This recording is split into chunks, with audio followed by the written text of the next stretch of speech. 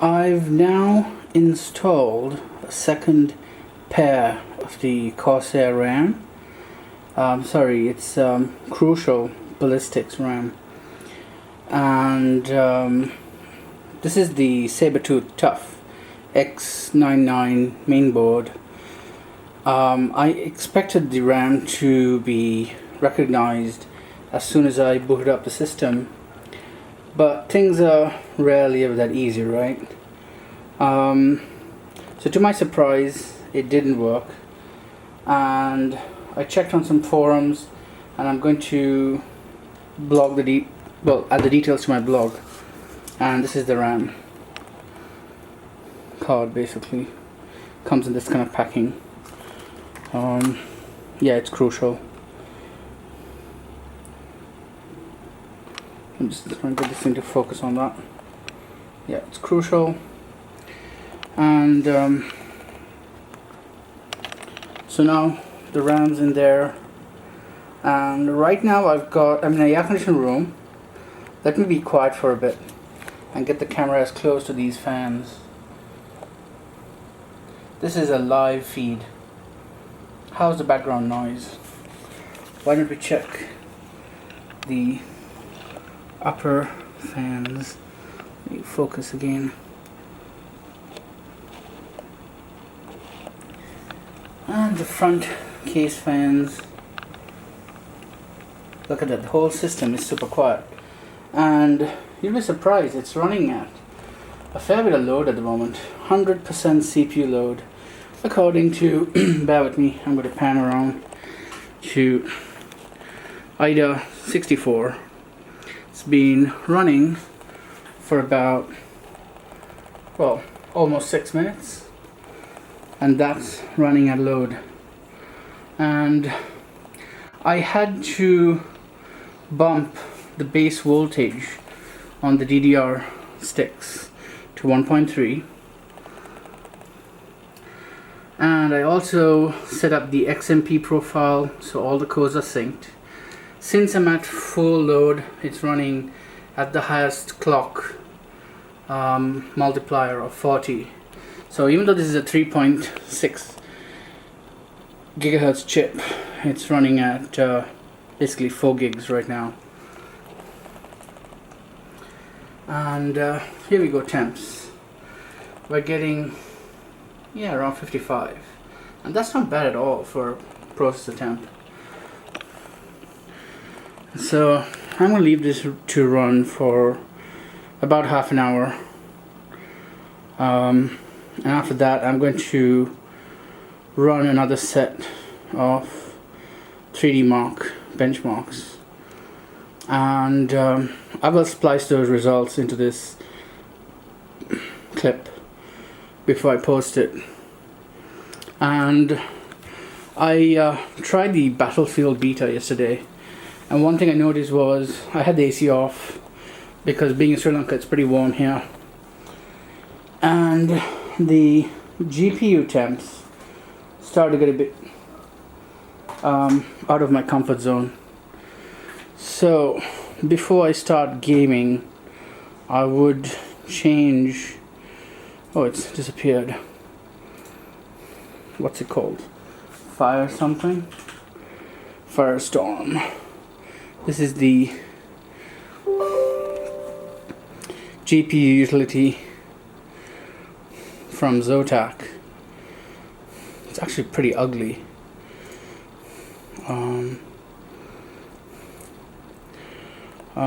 Wait, let me come back to this. Let me just show you something else. I can show you the, where is it run off to? The Corsair link. So let's just see on load without so you can see, there we go, the water pump is doing 43 odd. That's pretty nice. I mean, that just shows how decent it is, I suppose. And the RPMs are there on the rads, and the pump itself. Let me hit cancel. Let's take a look at our efficiency. So we're running at about 92% due to the load. Oh, and I'm pulling about 200 watts. Yeah, that's not too bad. Since it's rare that this machine is going to be running at full load regularly, only when I'm gaming and stuff.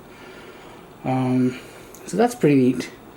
That lets me estimate that this system would cost maybe less than $30 a month to run on power consumption, once you crunch the numbers, that is. So when I'm playing games, well, I may end up overclocking the card a bit later on, but I'm just going to go to manual, set this somewhere around 85-ish, and hit apply.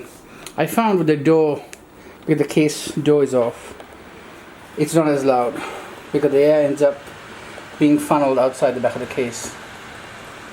But I'm just going to keep the camera close by the card. It's a blow style. You can hear there's a significant whirring sound. But when I'm working and doing stuff, I won't do that. So I'm just going to keep it auto for the moment. Auto drops it down to 35%, which is practically dead silent. So yeah, I will follow up once this stability test is done in about another 25 minutes or so. So yeah, so far I'm pretty happy that I was able to get the memory working. Interestingly, before I changed the core voltage on the RAM sticks, it was showing 32 gigs here, but the BIOS and the about your PC was basically showing that I only had 16 gigs. So it's a curious thing. I've finished running the 3D Mark benchmarks, and I just want to go through the kind of results I got. So this is the 5-strike test, which is good for checking the 4K gaming performance of a rig. And you can see that with the very slight overclock that I've done, I'm getting a pretty decent score. I'm not really after the score itself. I'm just basically concerned and glad that it's got a decent frame rate. I've added some notes here, which let me try and focus on, which basically details the kind of settings I'd set. So first, what is interesting is once I added the second pair of RAM, I had to go to the BIOS, disable SVID support, and bump up the DRAM, so the DIMM voltage, to 1.3. By default it was set somewhere around 1.22 odd, which was the auto setting. Until I did that, the memory didn't detect the 32 gigs. Then once I did that and I was able to get the memory detected for the full 32 gigs of RAM, I enabled XMP and bumped up the speed of the memory to its rated value of 2606 megahertz. And at the same time I set this turbo multiplier to 40.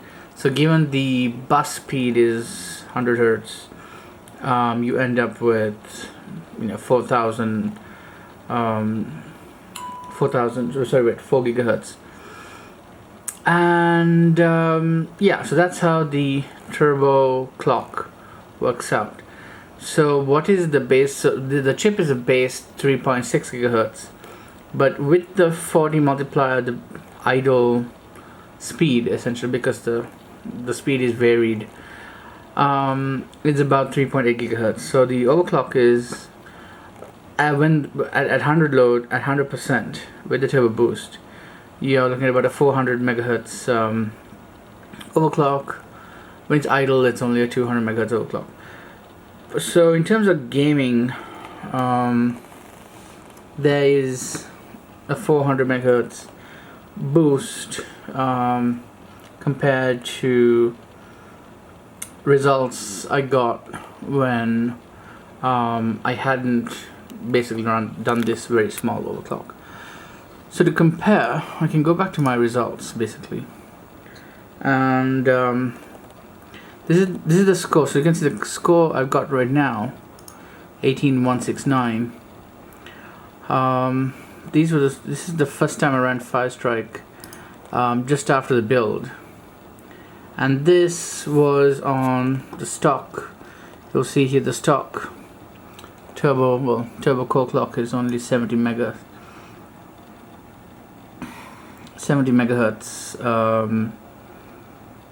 above the rated 3.6, and of course this was running with just one pair of DIMMs, and you can see even then the clock on the RAM was only 2400. So I've now boosted it to its rated value of 2666. So I just want to go back a bit and just show you. You can see how it was basically slightly underperforming for a 4K just by 100 points, which is nothing much really. And ultimately, you know, for 4K gaming, the focus is not the CPU, but really the GPU performance. So I haven't even begun to overclock the 1080. Now if you were to go back to this Firestrike score, you can see now I've basically surpassed my score by what, almost 200 odd points. And if I were to go down here, you can see the turbo core clock is clearly 400 megahertz more, and when it comes to DRAM, you can see that the 30 gigs are detected and they're running at 2666 megahertz. So that's all I've done so far. Very small overclocking, and what's more important really is the kind of temps I'm getting with this. Given that the CPU is running at a safe temp, I'm pretty happy with this overclock. And then onto this side, this is the basic time spy test. It is 6947 is the result. Score, you can see it's still going. Yeah, it's a little bit above the 4K gaming PC rating. I put the details there because I'm running at the same settings essentially, and just to show you, we have the processor showing at 4 gigahertz, and the memory is the same in that test. And what I'm going to do is I'm going to load on this side the results I got for the same test when I ran it before, basically as I finished the build. So the first time I got 6698. So we can have this side by side, and here we can see how I'm getting the 6698 value rating, and right now it's gone up to 6947. So it's not much again, and just to show you the old settings.